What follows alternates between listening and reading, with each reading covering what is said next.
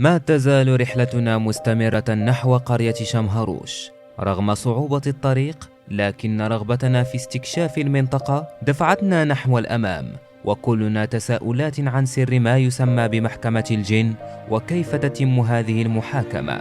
ابقوا معنا في محاولة فك اللغز نحو أعماق العالم السفلي.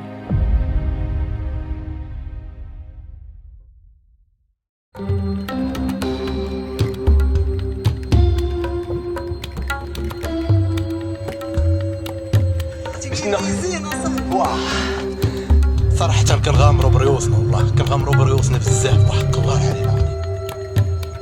حنا مازال غادي نمشيو لواحد الغار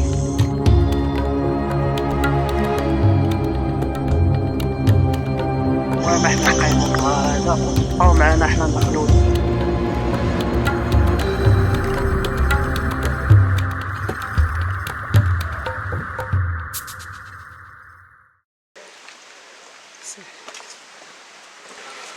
المهم الخوت دابا بقاو الطلعات السوفله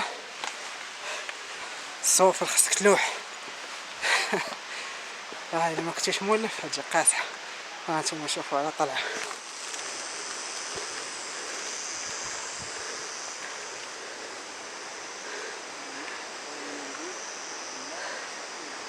باقا طلعوا باقا ساعه ونص لشمهروش. الله الله باقي بحال العقابي وهذا. نحن والله شبان في عمر 70. شبان في عمري 100 انايا. وجباد لي على الطريق. تبعد قرية شمهروش مسافة 8 كيلومترات تقريبا عن قرية إمليل. رغم قصر المسافة التي سنقطعها، إلا أن الطريق صعبة وسط الجبال. من هنا قالك شي دوزو البغال. والله لا صعيبة. وتطيح والبغل ما يطيح. شملي شباقت.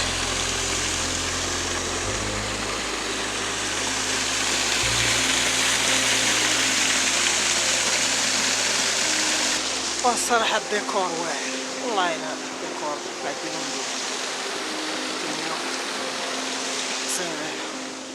انطلقنا من إمليل في اتجاهنا نحو قرية شمهروش لهدف استكشاف مغارة ملك الجن، وسنكتشف الطقوس التي يقوم بها الزوار الراغبون للتداوي بهذه القرية. شو على لقطة ديال شو منين غادي. قاصح هنايا تجيب الربحانة ما تلقاك حتى لتحت. أما بالنسبة لسكان المنطقة فقد اعتادوا صعوبة الطريق، وأصبحت بالنسبة لهم شيئا عاديا. دابا تعرف فين تدوس باش ما تضربش في زرقاء. نلاحظ أن الطريق هنا وعرة وخطرة جدا، فهي صعبة على الذين لم يعتادوا صعود الجبال. المناظر نحن وصلنا لهذه المناظر الطبيعية. زعما ديما نقول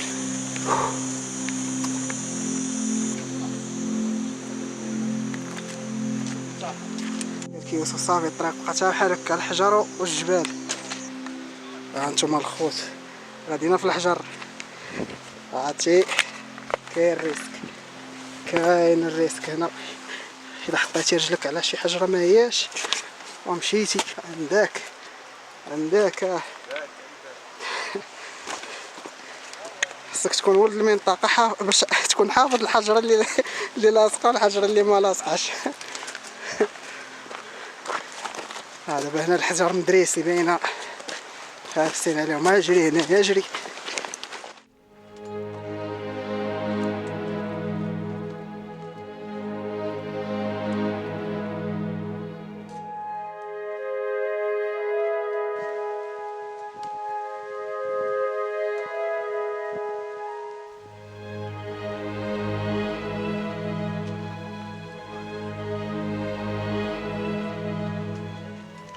رغم المعاناة التي تواجهنا في الطريق، لكن الطبيعة سلبت عقولنا، فجمالها أعطانا طاقة إيجابية ساعدتنا على إكمال الرحلة.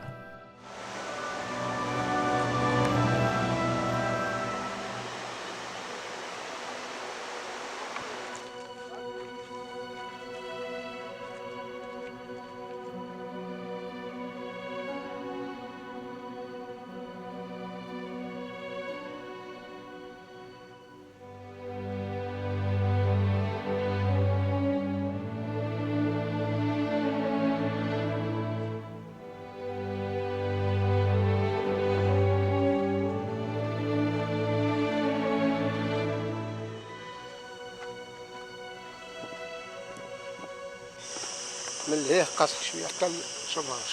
في هذاك الجبل فين نطلعوا في الجبل لهيه تما ولكن ما قاصح بزاف. المهم طلع فيها كره قاصح. ايوا ضروري القيد ديالنا تبارك الله عليه ضروري. الله يحفظك. دابا الطريق الصبر. شويه الصبر الله يلقى الصبر. كما تشوفوا دابا دوزنا المرحله الاولى اللي صعيبه. احنا دابا غاديين في الوطه في الطريق هذه حتى نوصلوا للطلعه ثاني. يوسف راه جا الجوع كاين راه خديتها يوسف عندي ما يوسف شرا لنا بيمو قال لك باش نحليو لينيرجي.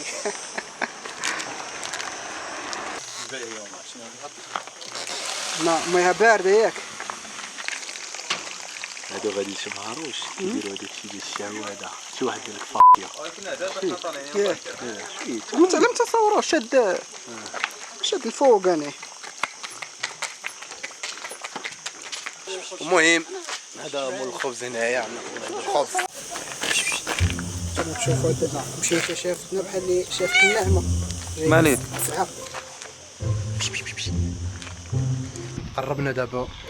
قربنا البراج ديال الجندارم اللي هما كياخذوا من عندك لي كارت ديالو كيسجلوك على حسب تقدر توقع لك شي حاجه وما رجعتيش بعدا كيعرفوك راه انت شكون.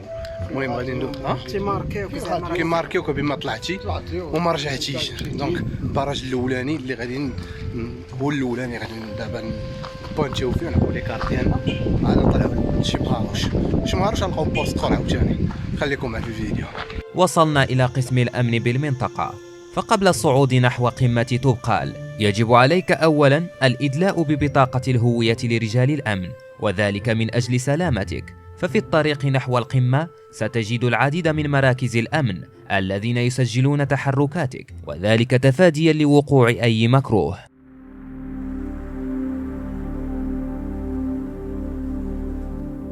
بعد التحقق من هويتنا أدهشنا منظر قرية أرمد، فتصميمه الهندسي فريد من نوعه، فتمركز القرية فوق الهضبة أعطاها جمالية تفتن العقول.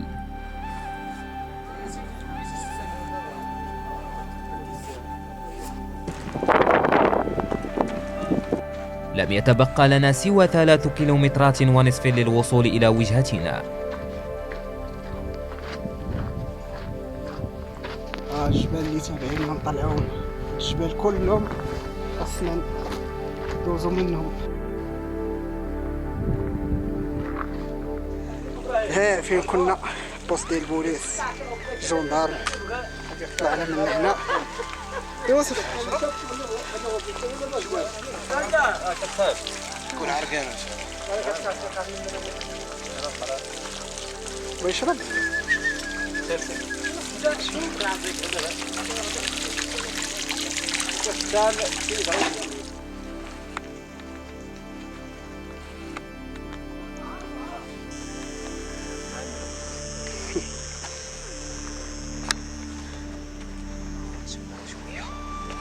طلع خصنا نطلع الفوق. يلا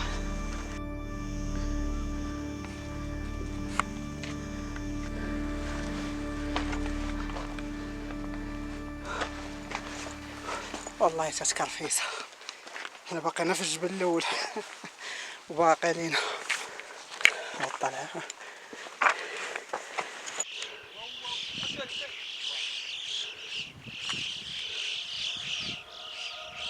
صادفنا مع الديكور هذا طيور مهاجرين.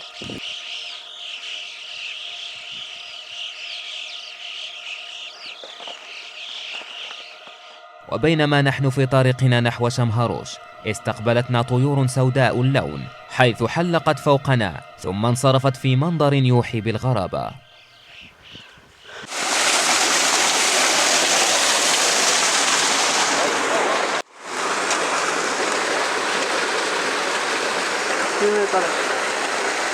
وهذا هو يكون بوست ديال البوليس سيدنا هنا. داكشي علاش دايرينها في هذه البلاصه ياك داروا في هذه البلاصه علاش؟ على المشكل اللي كاين هنا كانوا دفعوا هذوك السائحتين غيديروا واحد الفيفاك تما يديروا ليه العساس اللي بايبات يكون بحال الكومبين. اوكي يكون الكومبين ويكون فيه العساس ديالو ويقبلوا. قال لك صاوبوا هاد البوست هنايا على قبل دوك الجوجات اللي ذبحوها هنا. لا ماشي فين؟ هادو دايرين غير الطنطله. ياك. البنات هادوك طلعوا من الفوق. هادوك الجوج اللي ذبحوهم كانوا مخيمين هنا. مخيمين هنا حتى الليل عاد طلعوا ليهم. شافوهم طالعين وما يتبعوهم. عارفين فين دايرين الطنط ديالهم. هكاك. شافوهم بالنهار. بالنهار. دايرين الطنط ديالهم هنا دايرين بحال ما فراسهم شيء. هكاك. تعال في وسط الليل عاد طلعوا شدوهم. والله يسترخوا. الله يسترخوا. باقي لنا شمهروش الطريق ديالو. راه يوسف فين جالس تيتسنانا. هو يوسف. انا بحالك سال واخا تتبان لي حالك سال غير تحرك بحال سالوا لي قلت تقتلنا. كتمشى ودير شويه. الاخوان حنا وصلنا شمهروش مازال. المشاهدين مازال. عينا ضربنا الطريق نستريحوا شويه ترجع فينا النفسيه. حنا اصلا ما كنترينيوش معكازين. المهم الحمد لله حنا باقي لنا نص ساعه باش نوصلوا لشمهروش. غادي نصوروا لكم شمهروش. اللي كنخمم فيه هو الرجوع من غنرجعوا لإسني كيفاش غنلقاو الترونسبور ولا لا. من الإملين لإسني شنو نلقاو ولا ما نلقاوش حيت عندنا الدار شادينها فيها حوايجنا فيها طفنا علينا بعد الحوايج. فين شادينا؟ في مولاي ابراهيم. مولاي ابراهيم. ولكن الكرا رخص تما. داكشي قالت لنا واحد السيده قالت لنا الكرا رخيص. يوسف صافي سالت الاستراحه. كانت الاستراحه الى العذاب يا خالي. الى العذاب يا خالي عمار. هيا بنا الى القوم الى راس الجبل.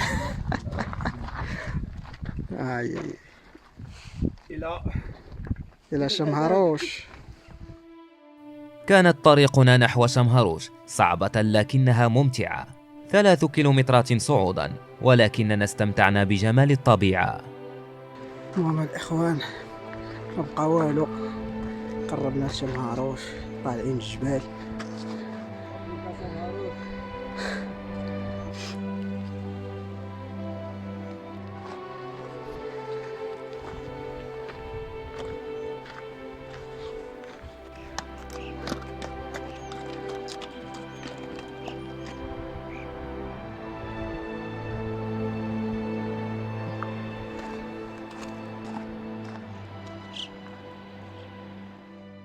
عند اقترابنا من قرية شمهروش تعالت أصوات صرخات المرضى ممن يعانون من تلبس الجن نتيجة الشعوذة والسحر، وكانت تلك إشارة إنذار تنبئنا على دخول منطقة مالك الجن شمهروش.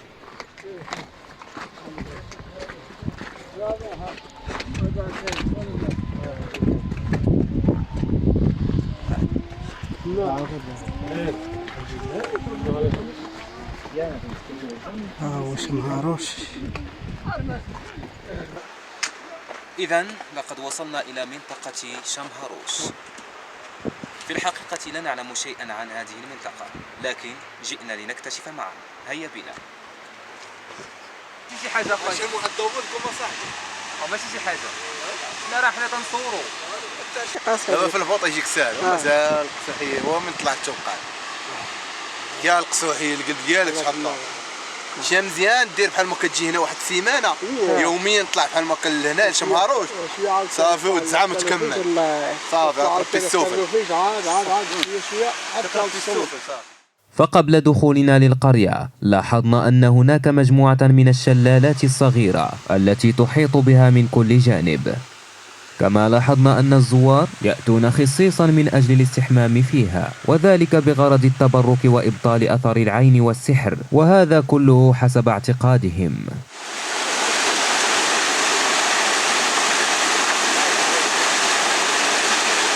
وجدوا هنا في شمهروش كرحروش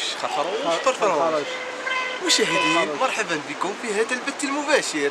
تواجدوا في شمهروش راه معنا وادي بخاله معنا غادي وصلنا دابا الحمد لله لشمهروش. غادي دابا نصوروا طقوس الشعوذه وكذا لاخره. سير كيبان لي بقى جامع شمهروش ولا غيجمع لك حبه تبان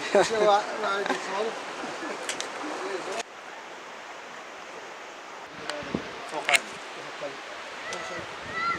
هو تحت. عدد المنازل المتواجدة بالقرية لا يتجاوز 30 منزلا، فبعضها مخصص لاستقبال الزوار، فمنهم من يأتي من أجل التداوي على يد ملك الجن كما يعتقدون، ومنهم من يقصد قمة جبل طبقال والقرية من أجل الاستكشاف والنزهة والمغامرة، وذلك هو الأصوب. يطلع فوق القنطرة. يطلع من هنا وصلت لهنا. إذا كان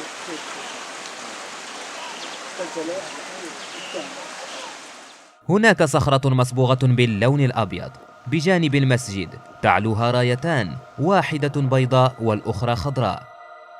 تلك هي قبة شمهروش، وتحت الصخرة يوجد كهف تقام فيه طقوس الحكم، وذلك باستحضار الجن، وكما يطلق عليه بطقوس الحضرة، حيث تتم المحاكمة هناك. لكن للأسف منعنا من التصوير، وذلك من قبل الناشطين بالمنطقة. احنا دابا باش نوجدوا البصله، باش نديروا واحد سالاد طون. سي وديع، اش بان لك في هاد الاكله هادي؟ واعر تعجبني انا هاد الاكله. شنو هي هاد الاكله؟ سالاد ماروكان بالطون. سالاد ماروكان. ماروكان شلاضه بيبي بالطون. هي صوره شوف راه بلي على ها انتم شلاضه بيبي اول دغمه. بسم الله تكون مع الصحه زوينه واعر طبيعيا فيها من الحلويات زوينه تيسكر فيها بزاف. بنينه صاحبي تجيك بنينه مع الجوع. اقتصادية ولا فيها. إنها أكلة اقتصادية ولذيذة. قال السيد دير ليش تعليق؟ عطيه دير ليش تعليق؟ لا تعليق أمام الأكل. لماذا؟ بحضرة الأكل، لأن الجوع يقتلنا. المائدة خاوية. والمعدة المائدة خاوية. لا تعليق قال لك هاكا نضرب. بعد تناولنا وجبة الغداء، التقينا بسيدة في مقتبل العمر، وهي تستعد لإقامة الطقوس، حيث قامت بتقديم ذبيحة كصدقة بغرض الاستشفاء، وهذا ما جعلنا نتساءل في أنفسنا. أخذنا الإذن منها لأجل التصوير، لكن تم منعنا من قبل الأشخاص القائمين على الطقوس. سألنا السيدة عن سبب حضورها مع العائلة، فأخبرتنا أنها تقوم بإحضار أختها المريضة، وذلك مرة كل سنة، من أجل أن تقوم بطقوس الذبيحة. هنا تذكرنا قول ذلك السيد الذي جالسنا بالمطعم، حيث أخبرنا بأن من يقوم بالطقوس مرة يحكم عليه بتكرارها مدى حياته، وإلا سيعاني جراء ذلك، كما حدث مع زوجته المسكينة.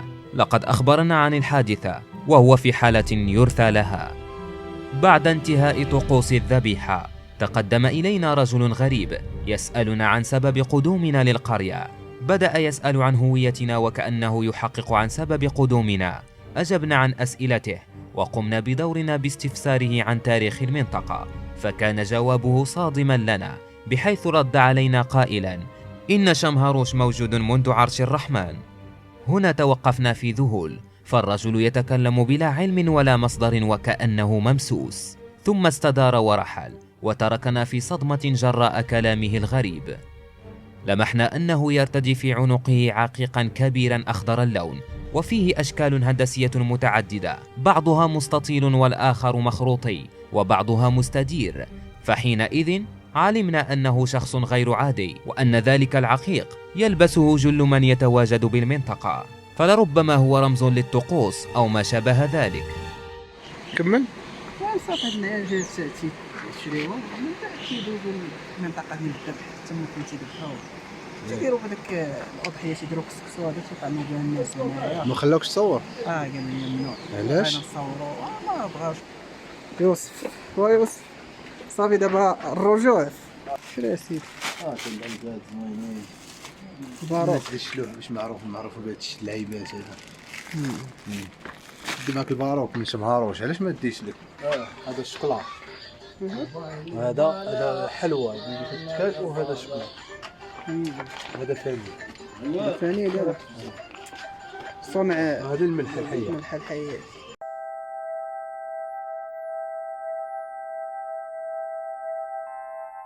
هانتوما تشوفوا الشميشة السخونية دابا ولات، مازال في الصباح فاش جينا كان شوية البرد. دابا الخوص المود ديال الصباح شي غاديين نتسناو امتى نوصلوا نضربوا بشي عوم.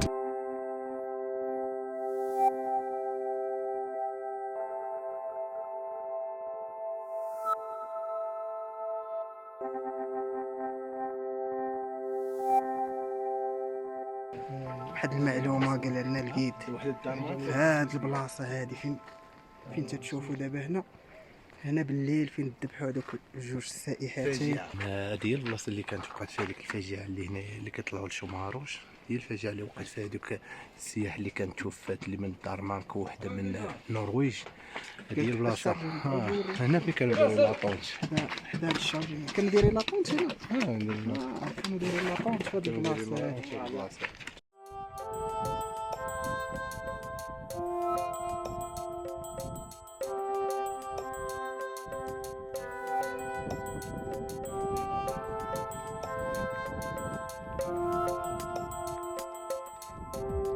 هاد الممر هو النهاية ديال الجبل الرجوع. انتم تشوفوا منين دزنا، من هنا تيبدا الطلوع، تتبدا المسيرة الصعبة ديال طلع تبقى على من شمهروش. حنا حدنا شمهروش هاد المرة حتى المرة الجاية. ايوا السيد بغى يشرح لينا، قالك على كل جبل عنده سمية، كيفاش هاد القضية؟ يشرح لينا. الجبل داروا ليه السميه ديالو باش تعرف البلاصه اللي غادي تسول فيه. هكا دابا هاد الجبل مثلا هذا تيقولوا ليه تيزين تيزكرت. هذا تيتسمى اقلزيم. عاوتاني لهيه تيتسمى طبقان. وكل جبل دايرين ليه السميه ديالو باش انت الا بغيتي شي بلاصه باش تقول ليه السميه ديالو هكاك باش تعرف فين غادي. مع دابا ضرب الشميشه هنا شو على ديكور.